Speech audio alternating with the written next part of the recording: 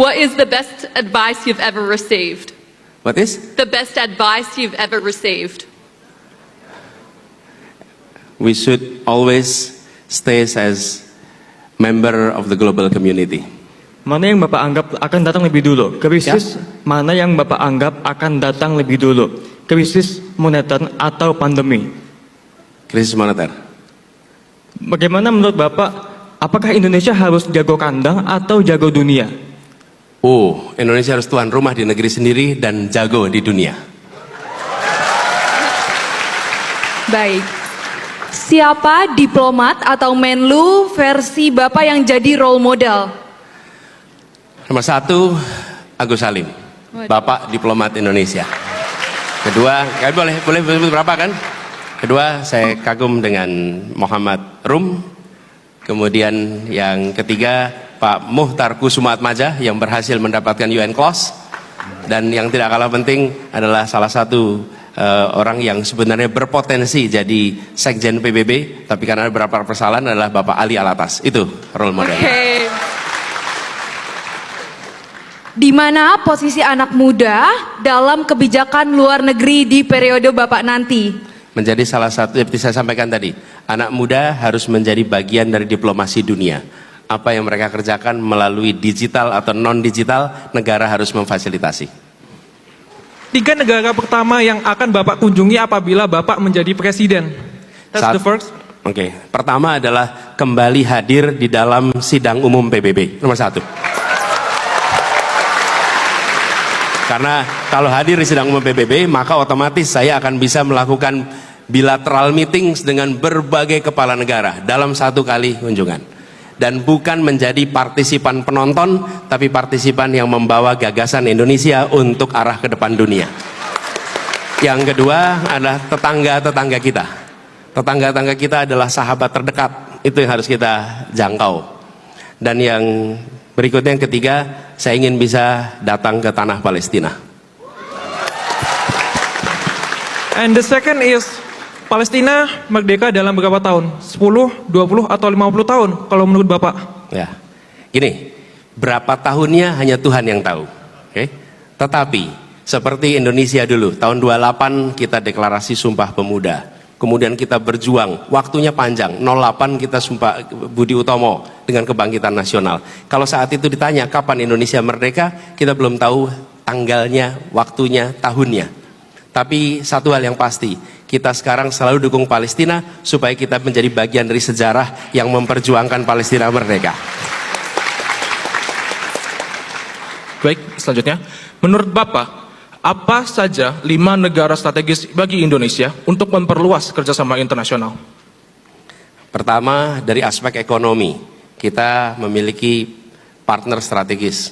1 adalah Cina, Jepang, kemudian Uni Eropa, Amerika Serikat, Singapura. Itu dari aspek itu. Kedua, aspek kebudayaan, aspek sosial, keagamaan. Maka kita punya hubungan yang intensif antara Indonesia dengan negara seperti Saudi Arabia, di mana jutaan orang Indonesia datang ke sana untuk kegiatan keagamaan. Lalu kita juga menyaksikan di dalam kapasitas hubungan internasional, Australia adalah mitra yang penting di dalam konstelasi internasional. Kira-kira begitu jawabnya. Selanjutnya, menurut Bapak, apakah kita dapat mencapai tujuan bersama dunia untuk mencapai suhu dunia di bawah 1,5 derajat Celcius? Nampaknya 1,5 derajat Celcius itu sudah tidak lagi mudah dijangkau. Seperti saya sampaikan tadi, kita nampaknya kondisinya mengarah pada 2,5 sampai 3 derajat Celcius. Tapi menurut kami, semua kesepakatan global tentang lingkungan hidup harus dilaksanakan, dan salah satu kunci utamanya adalah kawasan urban. Jadi menurut kami kita punya tanggung jawab untuk menjaga itu, karena konsekuensinya ada pada Indonesia dengan negara kepulauan. Cuman angka 1,5 nampaknya tidak sesuai dengan kenyataan hari ini.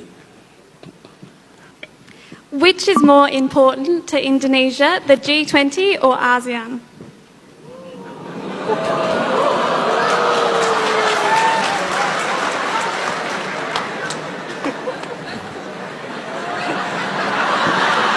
The ambassadors are looking at you now. Benedetto. Ya, ambassadors and friends, can you take off your headset, Pak? No, just kidding. Just kidding. Ya, I think menurut saya dengan Indonesia sebagai sebuah negara di Asia Tenggara yang bersahabat, kita harus menjaga prioritas pada ASEAN.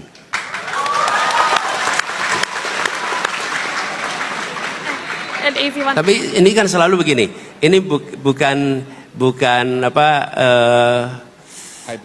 mutually eksklusif.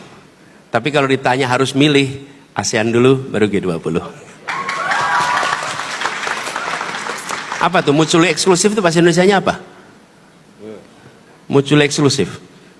Anybody know? Mutually eksklusif itu gini, kalau ambil yang satu berarti enggak yang satunya. Itu mutually eksklusif. Tapi kalau ini sebetulnya prioritas, ini juga ini iya, tapi urutannya berbeda, gitu kira-kira. Yuk. What was your favorite subject at school? What was my favorite subject when I was in school?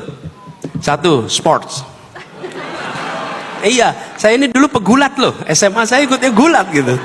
Iya, I am a wrestler and I spend a lot of time. Dan kalau wrestling itu, kalau olahraganya luar biasa latihannya, bangganya itu kalau dibilang gini, Den. Good, you're animal. Coba bayangin, dibilang binatang itu bangga gitu. Karena kalau wrestling itu kuat sekali. Nomor satu sports, yang kedua saya senang sejarah, yang ketiga like it or not saya senang matematika.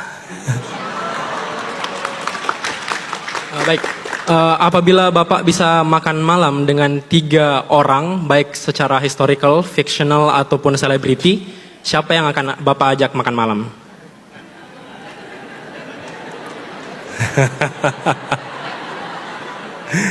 Berapa orang? 3 Pak. 3 orang makan malam. Oke, ini boleh fiksional? Boleh Pak. Boleh betul-betul imajinasi total? Iya Pak. Nggak harus hari ini ya? Nggak harus Pak. Jangan sampai salah gitu kan kita. Ini nomor 1 Nabi Muhammad SAW. Nomor 1. Lo boleh milih kan? Nomor 1 itu. Yang kedua saya akan ngobrol sama Nelson Mandela. Nelson Mandela.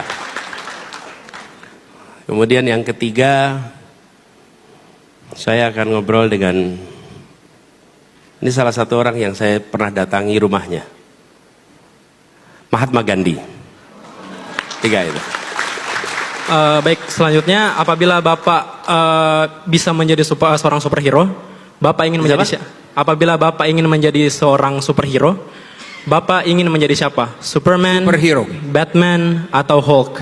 Gatot Koco.